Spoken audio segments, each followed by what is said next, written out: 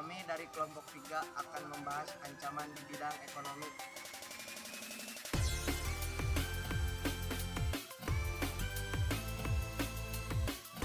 Ancaman terhadap integrasi nasional terbagi menjadi dua, yaitu ancaman militer dan ancaman non-militer.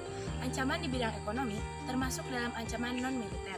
Ancaman non-militer merupakan ancaman yang tidak menggunakan kekuatan militer atau tidak menggunakan senjata, namun jika dibiarkan akan membahayakan kedaulatan negara. Ekonomi merupakan aspek atau bidang yang sangat penting bagi suatu negara.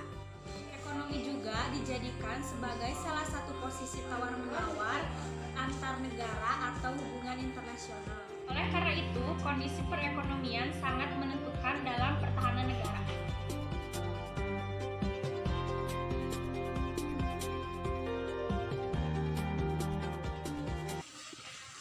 Duh, bisa. Lihat deh sini. Menurut Badan Pusat Statistik atau BPS, di tahun 2019, jumlah pengangguran terbuka di Indonesia sudah mencapai 5,28% atau setara dengan 7,5 juta orang. Wah, tinggi banget. Emang sih, mencari pekerjaan itu susah. Apalagi pekerjaan yang tersedia juga cuma sedikit, sedangkan pencari pekerjaannya banyak. Tuh, kamu tahu nggak kalau pengangguran juga bisa menjadi ancaman buat integritas negara kita? Oh ya? Nah, jadi teman-teman, ancaman di bidang ekonomi yang bersifat internal adalah pengangguran. Pengangguran adalah sebutan kepada status warga negara yang tidak memiliki pekerjaan, sedang mencari pekerjaan, bekerja kurang dari 2 hari selama 1 minggu, atau seseorang yang sedang mencari pekerjaan yang layak. Adalah salah satu ancaman ekonomi yang sangat beresiko tinggi bagi suatu negara. Tingkat pengangguran yang tinggi dapat menghambat kemajuan perekonomian suatu negara dan tentunya sangat berhubungan dengan tingkat kemiskinan. Infrastruktur merupakan sebuah istilah yang seringkali digunakan untuk menggambarkan beberapa jenis fasilitas yang dibuat secara khusus dalam mendukung kegiatan-kegiatan tertentu, serta kegiatan masyarakat dalam bidang kehidupan sehari-hari.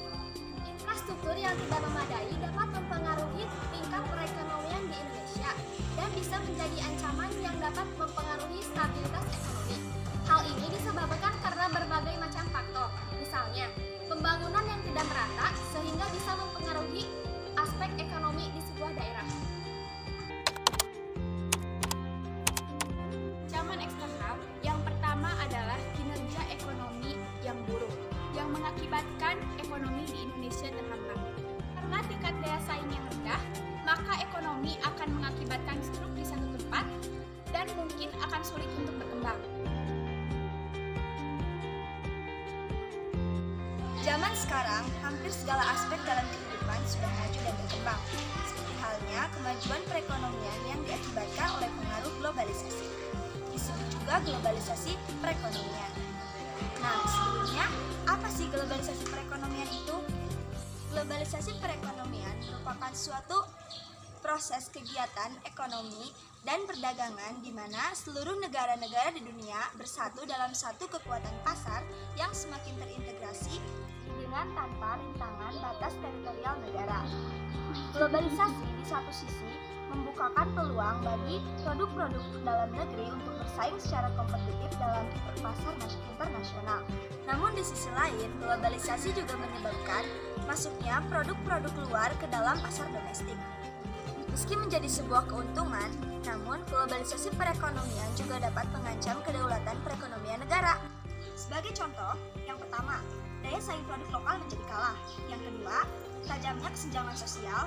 Dan yang ketiga, bisa saja perekonomian di Indonesia dikuasai oleh pihak asing. Setelah membahas contoh ancaman di bidang ekonomi, tentunya kita harus tahu cara mengatasinya agar tidak dapat membahayakan kedaulatan negara Indonesia.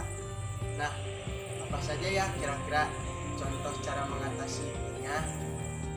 Kan lowongan dan lapangan pekerjaan ke warga negara dan masyarakat yang tidak bekerja atau pengangguran. Hal ini bertujuan untuk mencapai indikator keberhasilan berupa memberikan lapangan pekerjaan kepada mereka yang membutuhkan serta meminimalisir tingkat kemiskinan. Yang kedua, membuat produk lokal bersaing atau setara dengan produk asing. Hal ini bertujuan untuk jadi produk Indonesia dapat bersaing dengan produk asing. Dan yang ketiga, membangun infrastruktur dalam negeri.